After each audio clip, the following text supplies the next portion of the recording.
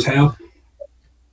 Councilman Sheldon, I wanted to bring up something it's not on the agenda tonight, but I talked to Mr. Doltz. He said that I should bring it up during public safety. I had spoken briefly to Chief Jackson. I believe I've also talked to Mr. Raimondo about this. I just want to throw it out there to everyone, and maybe we can discuss it later on. With the chief's blessing, and obviously Corporation Counsel as well, I would like to recommend that the Jamestown Police Department detectives they are not in uniform, they are in street clothes or suit and tie. I would propose that they start wearing body cameras. Right now, they do not wear body cameras. The only people that are wearing body cameras are uniformed police officers, and they have to be on when they have contact with the public. I think it's imperative at the police department that we have transparency, and I think our detectives wearing body cameras when they have contact with the public would further show that we're trying to be transparent, that we're not hiding anything. And also it's when detectives go out in the field, maybe they're speaking to someone at a home, they're doing an interview at someone's house. I think it's important that the detectives be wearing body cameras.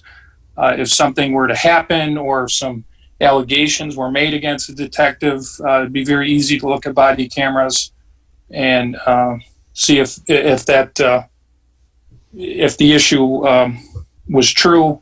I just think it would show more transparency in our department. I would also add that not only the detectives wear them, but also the detective supervisors. There's a lieutenant back there, and also there's a captain back there. And I would like to see them also wearing body cameras, not necessarily in the station, but like I said, when they're out in the field and they're having contact with the public, doing interviews, knocking on doors.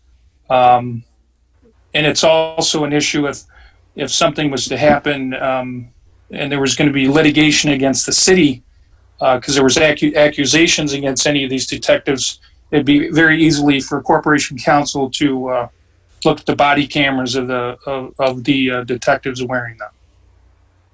I agree with Councilman Russell. I think I was under the assumption that if you were a police officer, you were wearing a body camera, and I think that the more transparency, the better.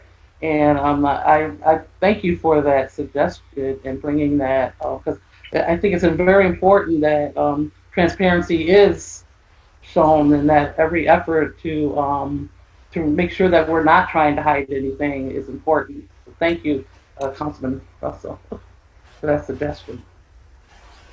Approximately how many detectives are there, Captain Jackson?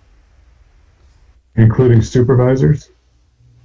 Well, I think we have the two supervisors, right, that Councilman Russell mentioned. So what else how many do we have out there? About 10. Okay, thanks. I have two questions.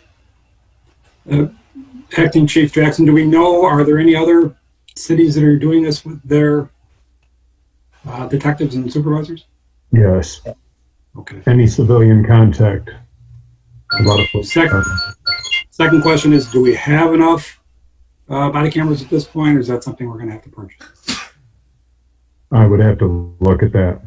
Okay. I'm not sure. I know we have spares, but I don't know if we have enough to outfit the entire detective bureau right now. Okay. All right. Yeah, if you could look into that and get back to us, I'd appreciate it. Yeah, and get back to us. Just a quick question that I would have on it is, when the detective goes out and they're doing an interview, would this be something that would automatically put on for an interview? How would that work with detective work versus, let's say, a regular officer who goes on a call, so to speak? How would that work logistically? I mean, there may be some issues of when they're doing investigations of the confidentiality, whatever, that try to solve. It's a little bit different. Can you explain how that would work? Right now, any police officer that comes in contact with a civilian, generally speaking, must turn on his or her body cam. There are specific instances where, because of the possibility of the crime committed or whatever they're investigating, the officer does not turn it on. Right. If they do not turn it on, they have to dictate a report why they did not. But generally, I agree 100% with Jeff. I think the body cam protects not only the employee, but the city as well as the civilian. Right. Yeah, I agree. I just wonder how that would work differently with a detective work, maybe a little different than, let's say, a regular officer that goes on a call and makes a traffic stop or goes to a house for a domestic dispute or something like that, that has more of a regular type of thing, where detective work is a little bit different. So, I mean, you guys know how to do that. I was just wondering how that would work.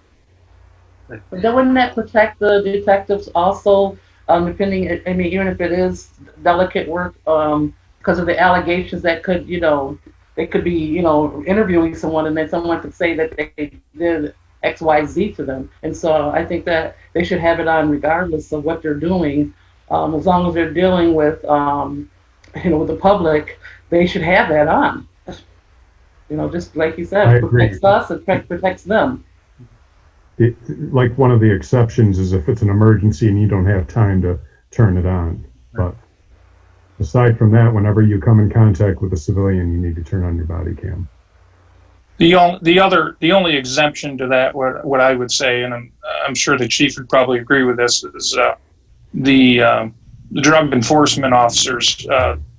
That's a touchy situation, because now you're dealing with you're dealing with criminal informants, and that's different. I'm just talking about regular detective work and the detective supervisors that are also going out into the field and having contact with the public. But the drug enforcement work is that's completely different. Can we take Tim, would it be possible for the detectives, even if you had, a few extra, just to share them? Because maybe they're not all out doing public contact at the same time, until we can figure out how or what way to get more, if possible. Sure. Mm-hmm. That might be a start. Is that just a policy decision that can be made at the department level, or would be something that the council would have to act upon? I can amend the policy. I do have to check if it is a topic of negotiations. Okay. Yeah, that's what I was getting. Okay. Yeah, I think it's a great idea. I just want to make sure we cover all our bases, and we can discuss it further into the next few weeks and come up with a plan. So thank you. Is that it, Jeff? Is that what you? Yes, sir. Okay. Thank you for bringing that up. I just wanted to ask, my condolences to the police department on the loss of the police dog earlier. And what do you guys do now from here?